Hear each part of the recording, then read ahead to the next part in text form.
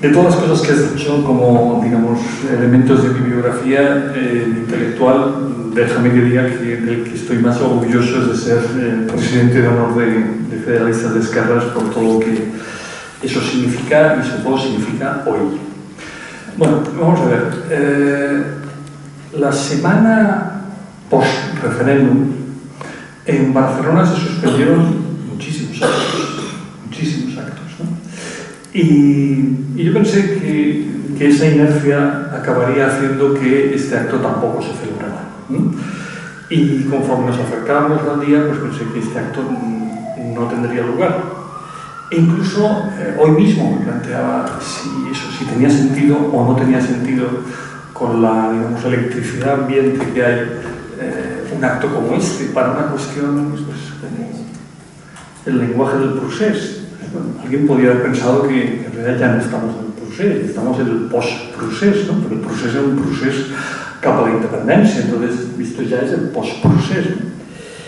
Y si tenía sentido. Pero como se ha comentado muy bien, yo creo que este es un buen momento precisamente para eso, para pensar cómo hemos llegado hasta aquí.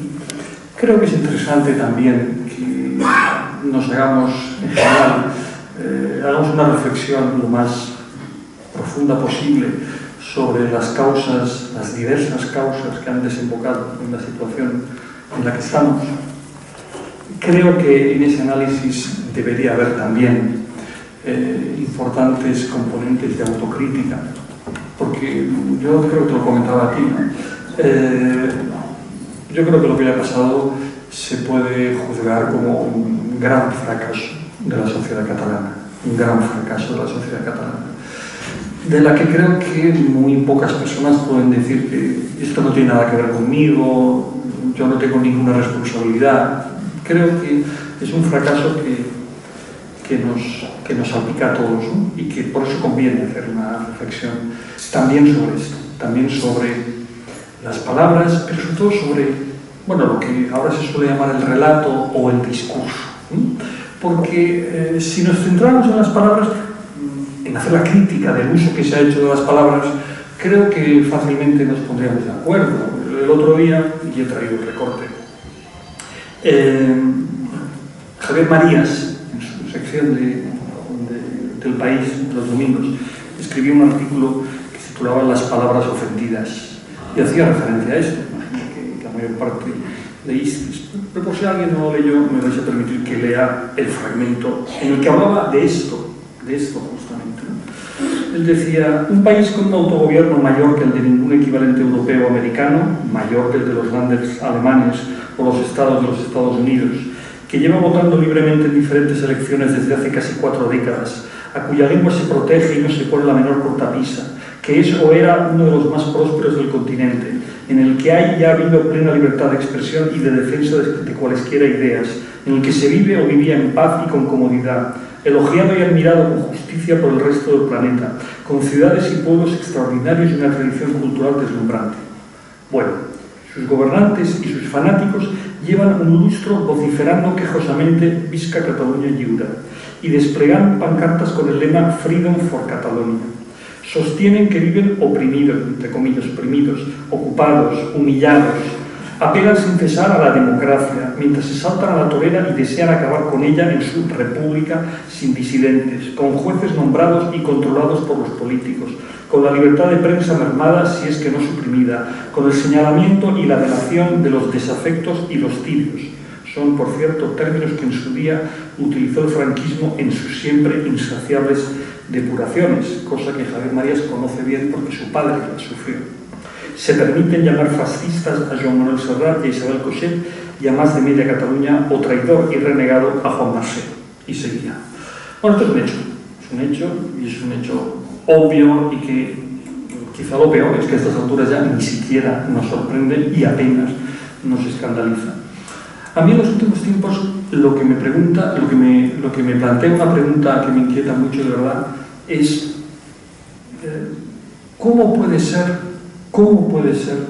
que este tipo de uso de las palabras, que este tipo de argumentos haya podido calar de esta manera en la ciudadanía catalana? Pero sí, y que pueda haber calado incluso después de que muchas de las cosas que se decían se haya demostrado que no eran verdad. Permítanme que ponga un ejemplo. ¿Qué pensarían ustedes de un ciudadano británico que se creyó las mentiras de Farage, sobre el dinero que se iba de Gran Bretaña a la Unión Europea, el pésimo negocio que significaba para Gran Bretaña, etc.? Ustedes tenderán a pensar, bueno, ese era un anti-europeísta de buena fe que se creyó las mentiras. Bien. Pero, ¿y si ese señor anti-europeísta, después de que le dijeran que lo que le había dicho Farage era mentira, siguiera manteniendo la misma posición? ¿Ustedes qué pensarían? Aquí hay un problema. Es decir, uno puede decir, por ejemplo, volviendo al caso catalán, recordarán que cuando se inició el procés había un tipo de encuestas muy frecuentes que eran: ¿sería usted partidario de la independencia si eso significara mantenerse en Europa? ¿Y si no? Entonces, en el primer caso había un tanto por ciento, que fuera 35, cualquier que fuera. En el supuesto de que no, bajaba 10 puntos. Es decir, el estar en Europa era algo importante. Con el paso del tiempo hubo una versión que a mí me cuesta mucho entender que esa versión calara en un sector de la ciudadanía catalana, según la cual no pasaría nada, seguiríamos en Europa. Es más, se dijo que Europa nos estaba esperando con los brazos abiertos y que en cuanto se hiciera evidente que un sector importante de la ciudadanía catalana estaba a favor de independizarse pero seguir en Europa, esto se lo he escuchado yo, en fin, una tertulia radiofónica romeva, pues nos abriría los brazos y nos recibiría ilusionada. Bueno, eso no ha pasado. Eso no ha pasado. Más bien ha pasado lo contrario. Y yo me pregunto, ¿y los ciudadanos que decían que se habían creído eso, cuando se ha demostrado que eso no era cierto, cómo puede ser que no hayan cambiado de opinión? ¿Qué ha pasado ahí? ¿Qué fenómeno ha pasado? Lo diré de una forma simple, más vertical, más tosca incluso, ¿no? En un primer momento, el argumento con el que se invitaba a la ciudadanía catalana a separarse de España era que seguir en España era un mal negocio. Seguir en España nos costaba dinero, éramos contribuyentes netos y entonces nuestro nivel de vida pues, se veía dañado.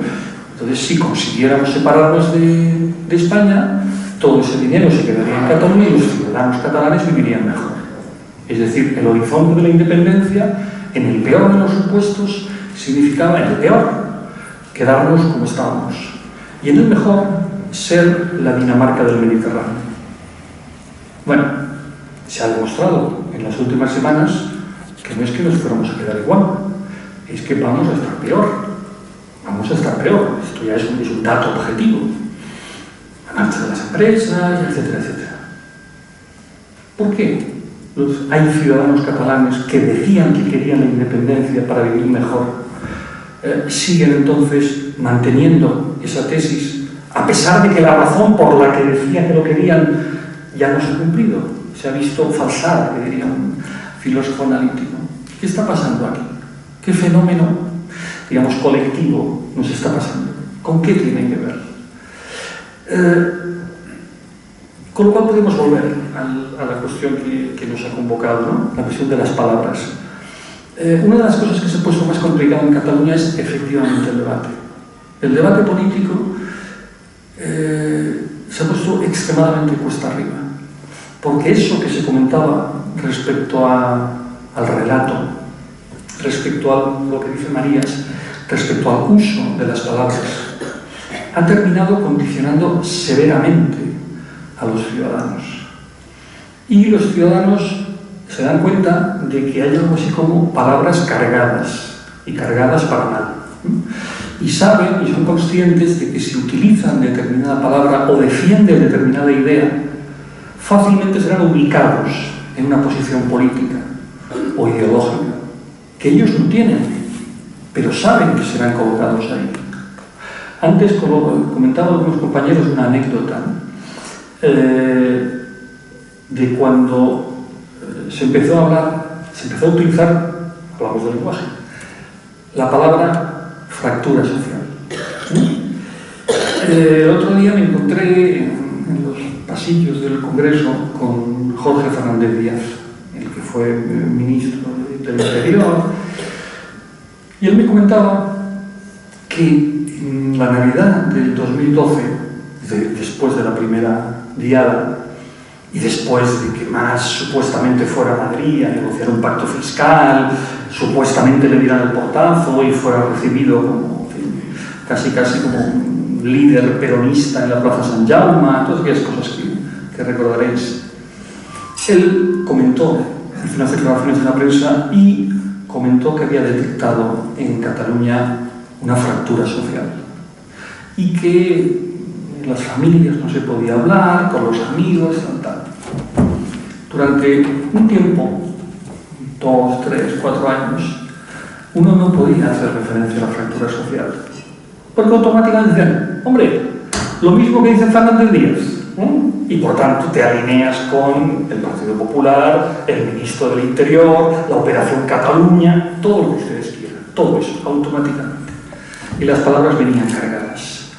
Entonces uno no podía, pero no era solamente cuestión, claro está, de que estuviera, digámoslo así, criminalizada una palabra, sino que la criminalización de la palabra impedía abrir un debate sobre eso. Eso ocurrió. Ahora, 5 años después, es de toda evidencia la fractura social, y hasta las familias que mejor se llevan, pues pactan que el día de Navidad o de San Esteban millón no parlen de política. Y eso ya es la nueva normalidad. Esa es la nueva normalidad. Nos debería preocupar que esa fuera la normalidad. Nos debería preocupar mucho. Aquí hay una cuestión que me parece que es muy importante. Y bueno, no me demoro mucho porque en principio habíamos hablado con Adán de hablar cada uno 5 o 7 minutos y probablemente ya me he pasado los 5 o 7 minutos. Pero creo que sobre esto conviene mucho reflexionar. Es muy importante que pensemos en esto, que pensemos en esta especie de perversa burbuja ideológica en la que vivimos, que es una burbuja, por cierto, que paradójicamente, en vez de haberse eliminado gracias a las redes sociales, se ha reforzado por culpa de las redes sociales. Las redes es un tema muy interesante que a lo mejor nos podría alejar de esto, pero que tiene que ver con esto. Es decir, probablemente en nuestra sociedad hoy las redes sociales han potenciado mucho el sectarismo, mucho, en vez de lo contrario, en vez de decir, bueno, Internet será la nueva plaza pública en la que todos discutiremos, se contrastarán las ideas, pues no, en vez de eso ha sido exactamente lo contrario. Hay un politólogo norteamericano que hace ya unos cuantos años escribió un libro a mi juicio, muy lúcido, que se llama Cass Sunstein. El libro se llamaba República.com.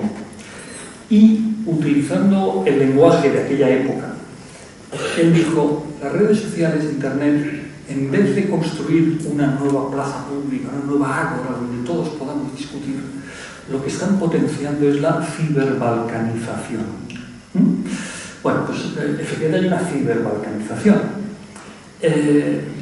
Y la gente que está en las redes sociales se relaciona exclusivamente con los suyos, solo con los suyos, y visita las redes sociales donde se encuentra con los suyos y se carga de razón con los suyos. Y llega un momento en que eso deteriora el discurso hasta unos límites inconcebibles, pero ya da igual. O sea, yo creo que Cataluña ha sido, en fin, el piloto de los fakes estos de los que se habla con Donald Trump, de la posverdad, etcétera, etcétera. O sea, las versiones, por ejemplo, que han terminado cuajando sobre lo que han sido los últimos 5 años en muchas ocasiones no resisten el contraste con los hechos. Pero, lamento decirlo, da igual. Son versiones que han cuajado y que, como diría algún filósofo francés pedante, generan efectos de verdad. O sea, terminan funcionando como si fueran verdad.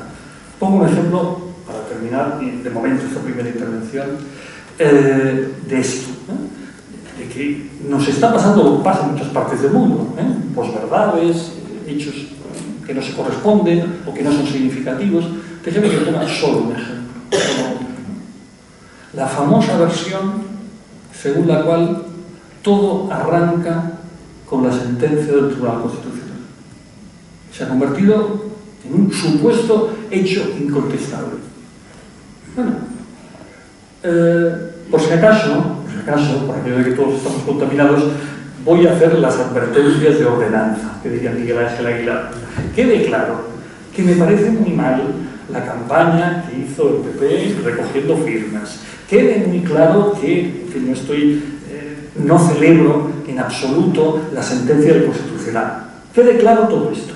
Pero dicho lo cual, incluso la memoria personal de ustedes les confirmará que esa no fue la secuencia de los hechos.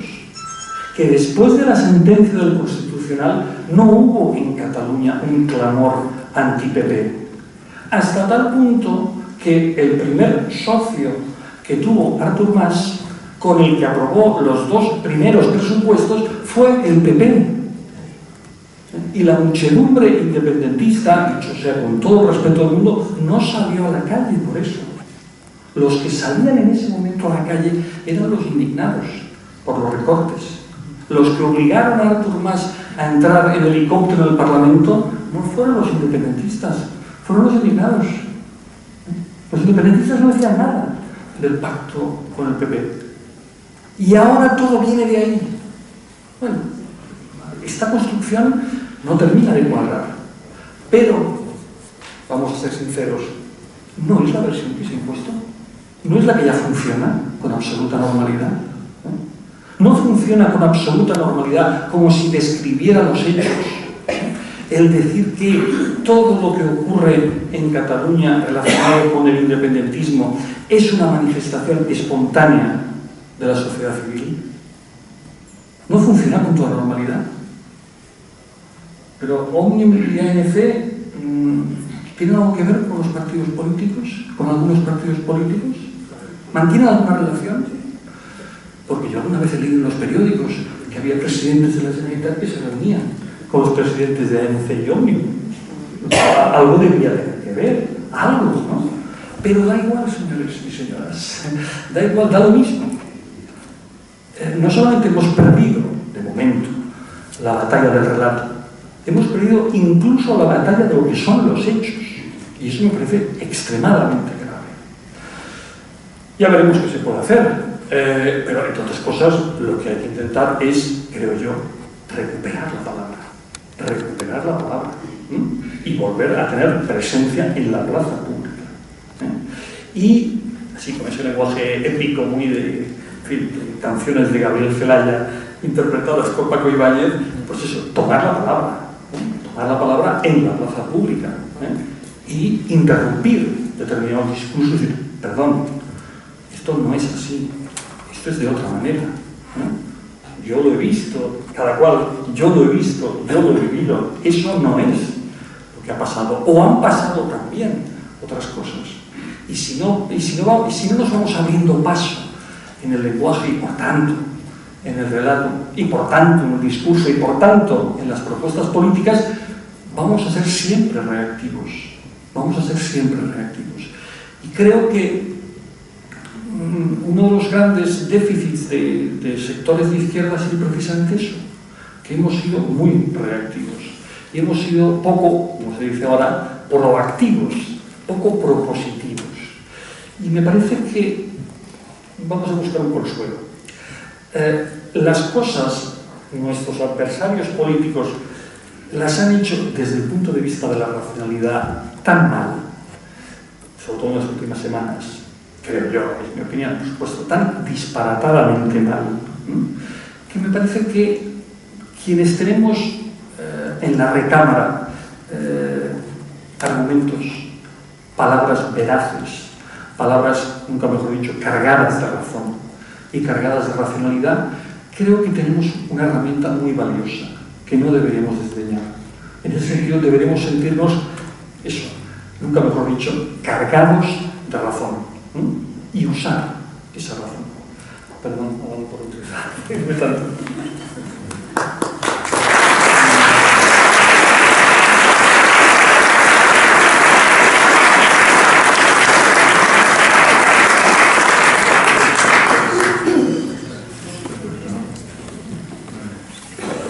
Bueno, muchas gracias por la invitación.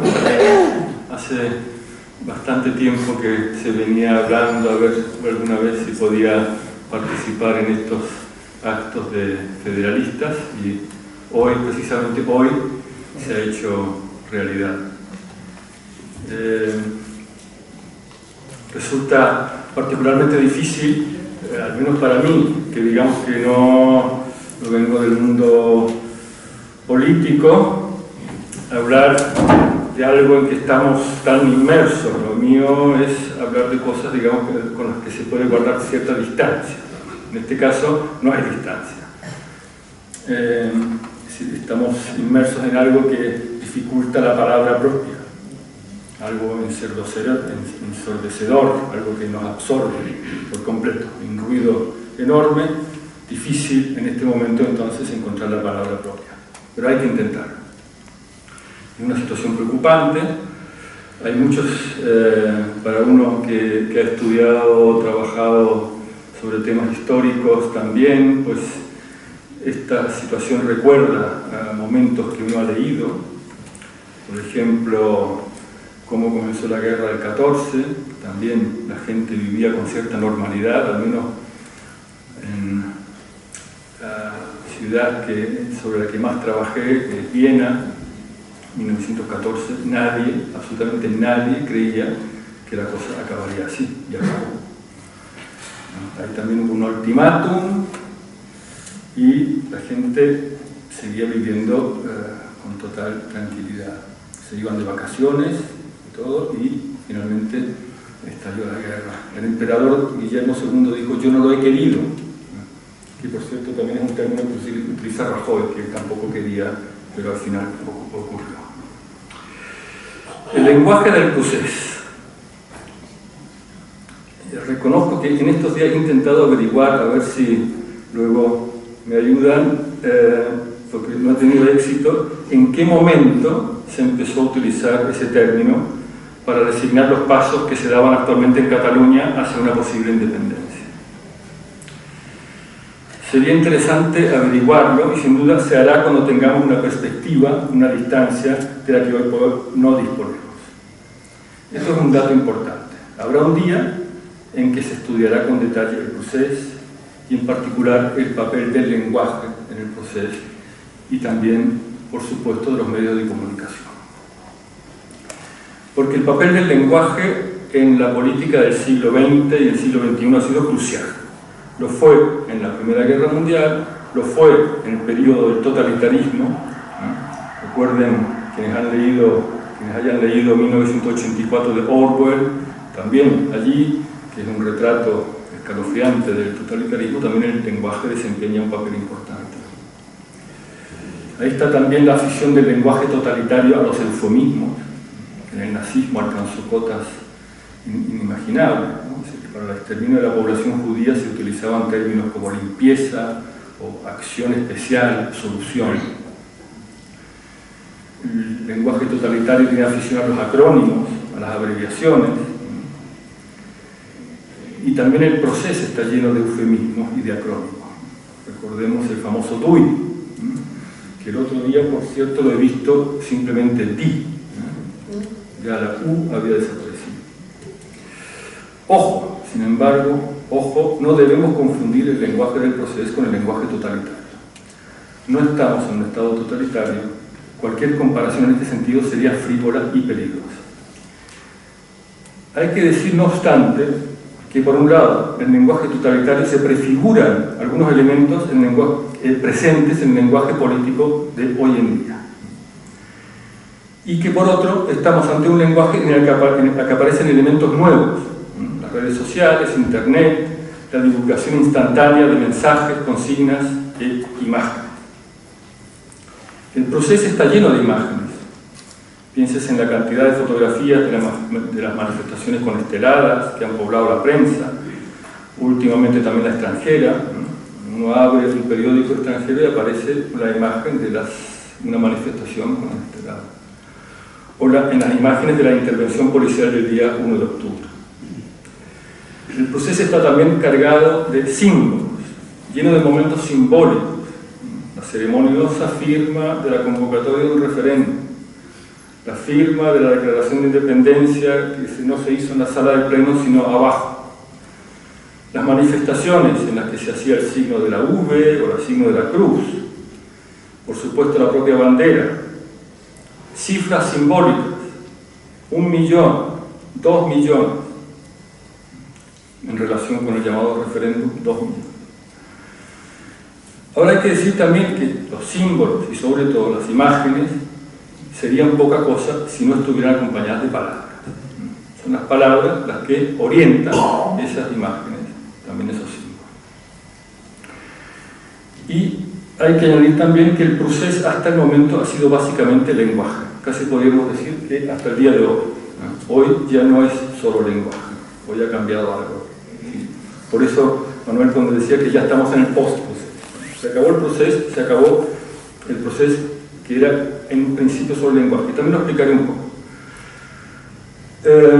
En algún momento, en relación con la Primera Guerra Mundial, dije que se movilizaron las tropas, se movilizaron las masas y se movilizaron las palabras.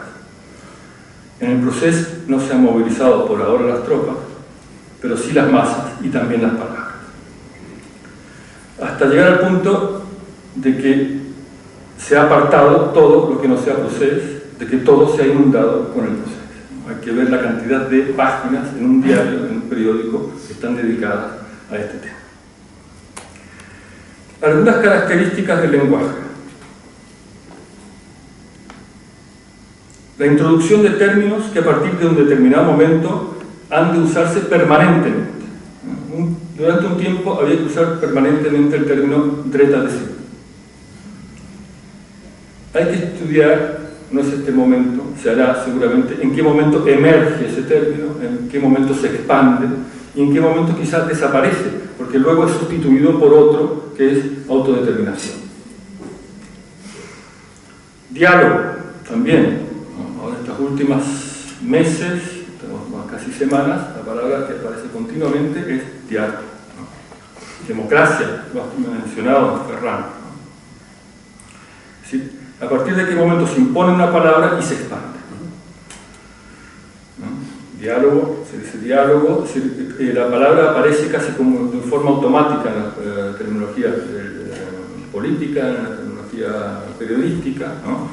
Nadie dice negociar, nadie dice conversar, nadie dice estamos hablando o hablarán, sino que simplemente se utiliza ese término que aparece casi como de forma automática.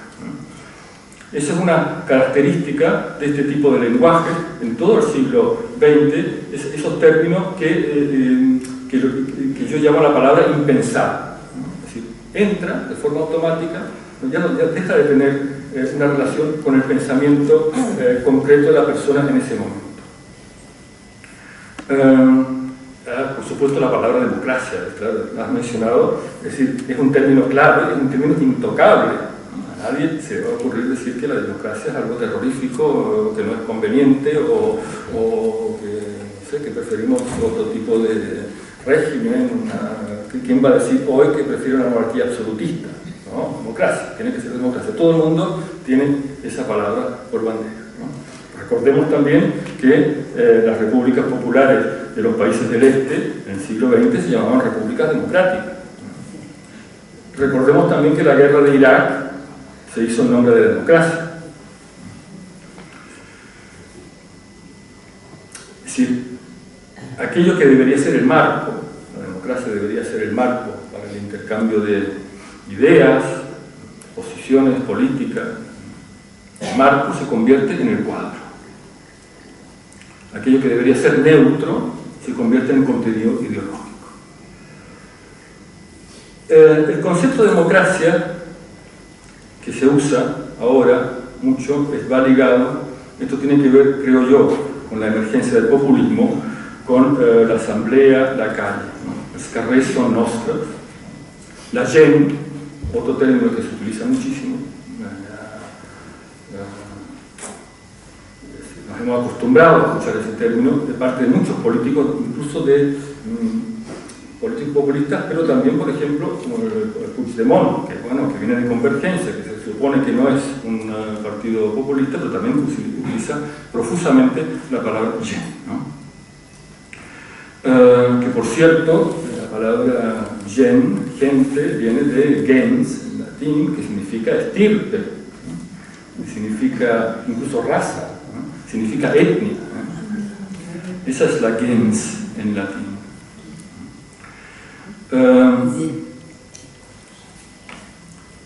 Es decir, se trata de decir, esa gen configura un grupo uniforme, es decir, no es la gente en el sentido de diversidad de personas, sino la gen, cuando hoy en día se habla de gen, es la gen que se moviliza en la calle bajo una consigna, bajo una bandera, esa es la gen. No es la gente en sentido de pluralidad. Lo mismo, por supuesto, la palabra pueblo, ¿no? Si recuerden que hace unas elecciones el eslogan electoral de uno de los partidos era la voluntad de un pueblo, ¿no? Que para un traductor del alemán suena horroroso.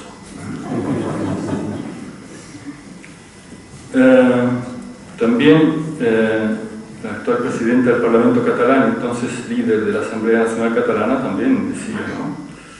Decía, el nostre adversari és l'estat espanyol. Ho hem de tenir molt clar.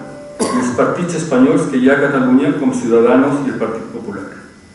No s'hauria de dir Partit Popular de Catalunya, sinó Partit Popular a Catalunya. Per tant, aquests són els nostres adversaris. La resta som el poble català. I la resta som els que aconseguirem la independència. Y pobla otra vez, un término, no incluye la diversidad, sino aquellos que pertenecen a un grupo unido bajo una bandera. El pueblo tiene además ciertas cualidades esenciales, siempre positivas.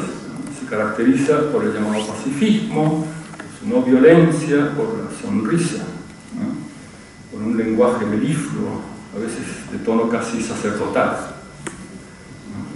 Y hay una tendencia en este lenguaje al ocultamiento, al disimulo, ¿no?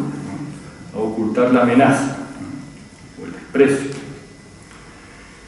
Hay también ese elemento propio de los movimientos populistas, que es la creación de un otro oscuro, avieso, ¿no? Una especie de idealización negativa, demonización, ¿no? Ocurre con la imagen del inmigrante, ¿no? En los otros países. En otros países de Europa, ¿no? Se menciona la palabra inmigrante, ya se lo ve cruzando la frontera con la bomba. Aquí en este caso, esa imagen oscura, aviesa, ese otro, es España, que se identifica automáticamente con la figura de Franco, con la represión franquista, etc.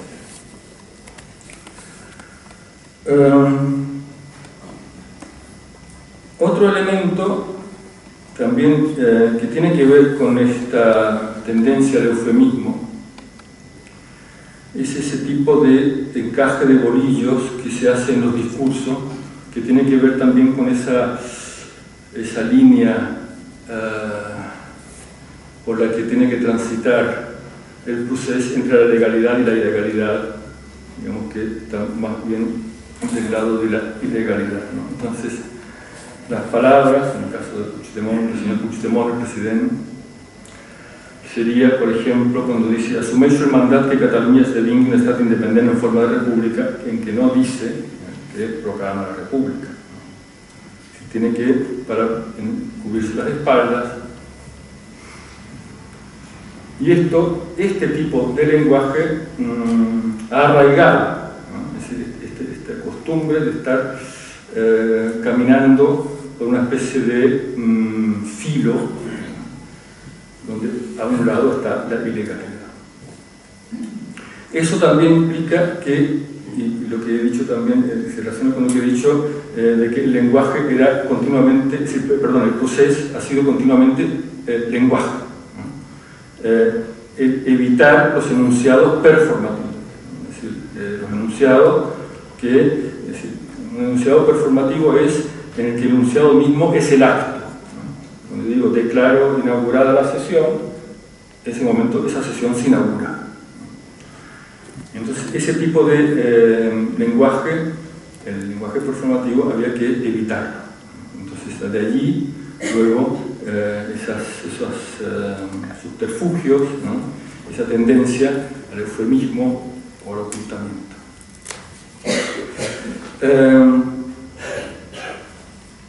El proceso solo lenguaje, hasta el momento, también tenía que ver entonces con mantener al pueblo a través del lenguaje, al público a través del lenguaje, en un estado de excitación permanente, de estrés permanente, para lo cual se necesitaba la tertulia permanente, la ocupación permanente de las mentes a través de un discurso, que recuerda un poco, esto también tiene que ver otra vez con el populismo, en relación con Chávez, el presidente de Venezuela en su día, se hablaba de una verbocracia, ¿no? Chávez no paraba de hablar, ¿no? Así tenía a la gente pendiente de su proceso, ¿no? Aquí en este caso no hay un Chávez, una especie de coro, pero nos ha tenido durante mucho tiempo, años, continuamente pendientes de las palabras. Y después, simplemente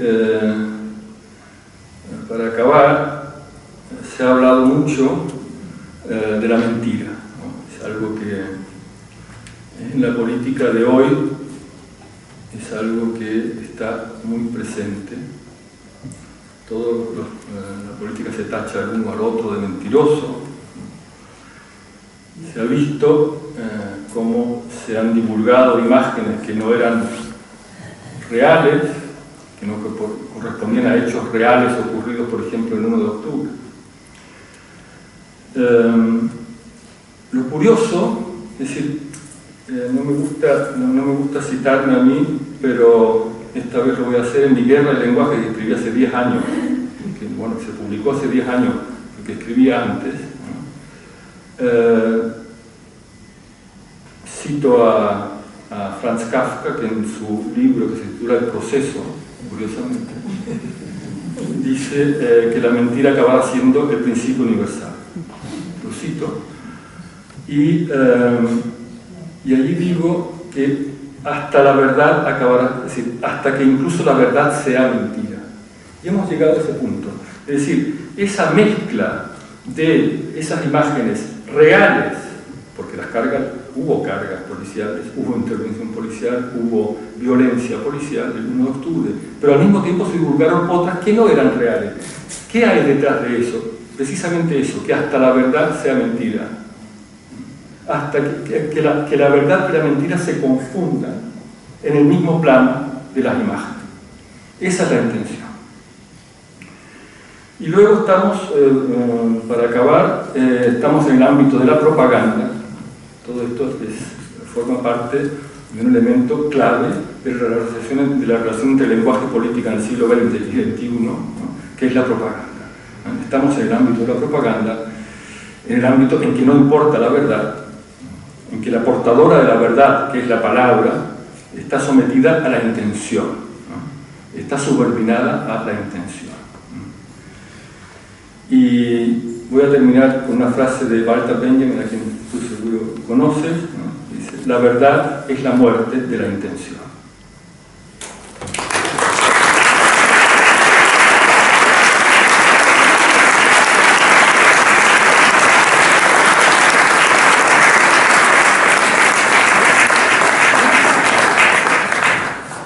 Bueno, como nos ha invitado a la la forma de diálogo, pues yo más que replicar, en fin, llevar la contraria a Adán, que no se la puedo llevar porque estoy sustancialmente de acuerdo, entonces voy a fingir que no estoy de acuerdo para que parezca un diálogo. Sí quería, digamos, subrayar o llamar la atención sobre un par de cosas que ya he dicho, ¿no? Yo creo que es útil en un momento como este y en un día como hoy intentar tener esta perspectiva, una cierta perspectiva tanto de fondo temporal como ensanchar, ¿no? Es decir, lo que nos está pasando es efectivamente un procés, ¿no? Y un procés que conviene reconstruir bien, ¿no? Y no aceptar sin crítica las versiones que se nos proponen. Solo un ejemplo. Marías, supongo que se cuenta, cita el Freedom for Catalonia. Y estaría bien recordar que el eslogan Freedom for Catalonia ya se utilizaba cuando las Olimpiadas. Y que uno de los jóvenes que apareció interrumpiendo la antorcha olímpica en Ampurias, con la pancarta Freedom for Catalonia, era un tal Oriol Pujol. Conviene recordar que el eslogan Dreta Decidí se puso en marcha ya en la primera década del siglo XX, 2007 o por ahí, con el matiz de Dreta Decidí y luego letra pequeña en infraestructuras. Hay por ahí fotos de manifestaciones con una gran pancarta que pone Dreta Decidí y luego letras pequeñitas en infraestructuras. O sea, el Dreta Decidí no surgió en la versión tal como se nos está reconstruyendo ahora. Y esto es importante que lo recordemos, simplemente que lo recordemos. Es decir, que no colonicen nuestra memoria, que no colonicen nuestra propia memoria. Eso por un lado. Y por otro lado, como decía antes, es universal. Es decir, lo que nos está pasando, se acaba de hacer referencia al populismo. Yo antes he mencionado las fake news, la posverdad. Es algo que está pasando en nuestras sociedades. El empobrecimiento del lenguaje político y del discurso político no es algo que solo ocurre en Cataluña. Está ocurriendo en otras partes del mundo, probablemente, sobre todo en Estados Unidos. Y hay cosas de esas que están, uno, que viene de atrás, y dos, que están ocurriendo. En ese sentido, no somos especiales, no somos raros, no somos diferentes. Al món no ens mira. Aquí pasa lo que pasa en muchos más sitios. Entonces, algunas de las cosas que pasan en muchos sitios tienen que ver con, uno es la banalización del lenguaje. Lo ha dicho Adán, pero yo lo digo con otras palabras para que parezca una cosa diferente, pero en fin, la banalización del lenguaje. Y yo me atrevería a decir que la banalización del lenguaje tiene que ver con el hecho de que las palabras no tienen detrás un concepto, no tienen detrás una idea, sino que son, como decía Juan Marcé, criticando a un escritor, son palabras sonajero, que suenan bien, y ya está. Y no tienen nada más detrás. Y por eso se puede cambiar una palabra por otra y nadie las echa falta. Cuando empezó el procés, ustedes lo recordarán, no se hablaba de referéndum, se hablaba de consulta. Y se decía, con tono indignado, es que no vamos a poder ni consultar. Y de pronto, de un día para otro, dejamos de hablar de consulta, dejaron de hablar de consulta, empezaron a hablar de referéndum. Y luego dijeron que era un referéndum vinculante, en fin, una especie de escamoteo permanente con las palabras que van cambiando de una a otra, En algunos casos, incluso de una manera, para mi gusto es mi gusto nada más, ridícula. Yo cuando oigo a alguien decir lo que tienen que hacer es seducir. Y él dice, no, yo lo que quiero es que me seduzcan. Perdón, yo no quiero que me seduzcan, yo quiero que me convenzan. Seduzca usted a quien le parezca, no sé, si quiere ligar, pues para eso se seduce. Además, la seducción incluso tiene un componente de engaño. Es decir, de alguna forma, seducir a alguien es mostrarse como uno no realmente es, sino mucho mejor, cabelar, que se diría en castellano, etc. ¿Cómo puede ser que la gente diga, yo quiero que me seduzca políticamente? Seduzca a mí. Esto es como lo más parecido, alguien lo recordará, a Johnny Guitar cuando el protagonista le decía a la chica en la barra del bar: miénteme, dime que me has esperado todo este tiempo. Pues es lo más parecido a esto. Pero esto es lo que está ocurriendo. Es lo que está ocurriendo. Entonces yo creo que, yo les decía al terminar mi primera intervención, que en ese sentido hemos de ser, aunque suene muy abstracto, muy abstruso, hemos de ser militantes de la racionalidad, y militantes del lenguaje, en el mejor sentido de la palabra. Y nuestras palabras deben estar lo más cargadas de concepto posible, porque si no son palabras sonajero. Pero eso no pasa solamente aquí, que no se enfade nadie, pero hay fuerzas políticas en España que utilizan palabras y las van cambiando, Entonces, casta, trama, búnker, coalición monárquica, vamos cambiando de palabras. Bueno, ¿cuál es? Es decir, si hay un análisis, si hay un discurso, tú no puedes cambiar casta por trama, porque la casta haría referencia a una especie de corporativismo de los políticos que tienen sus propios intereses y se defienden los unos a los otros y tienen pactos oscuros entre ellos. Si tú hablas de trama, estás hablando de una conexión entre el poder político y el poder económico, que es otro análisis distinto, que es otro enfoque de la situación. Tú no puedes, si tú cambias indistintamente casta por trama, quiere decir que no estás haciendo un análisis de la situación, sino que estás hablando de la situación. Y utilizas unas palabras que efectivamente suenan bien, evocan algo que gusta a tu interlocutor, evoca una especie de elitismo, una especie de jerarquía, tal, y por tanto eso gustará.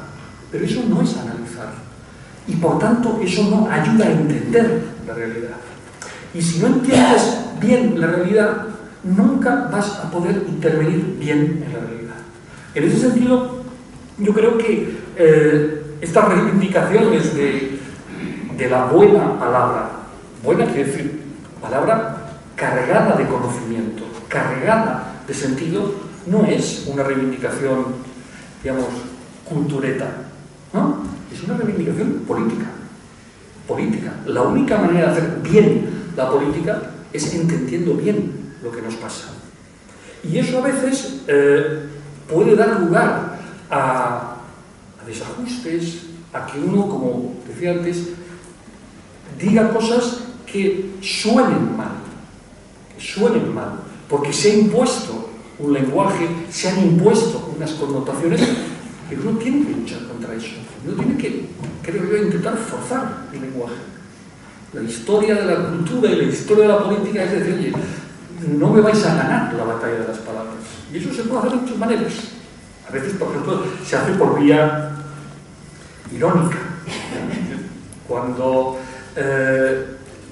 hace años algunos intelectuales latinoamericanos en España empezaron a reivindicar con orgullo el término sudaca, que lo utilizaban irónicamente, desactivaron la dimensión peyorativa del término. Hay también una batalla por las palabras, hay una batalla por el relato, pero ahí creo que hemos de ser militantes. Y otra cosa, y termino esta intervención. Hay algo que tú has hecho referencia que me parece muy importante, ¿no? Respecto a los hechos. Respecto a las fake news. A mí casi, bueno, creo que a estas alturas del partido hemos perdido todos nuestra capacidad de escándalo, ¿no? Pero bueno,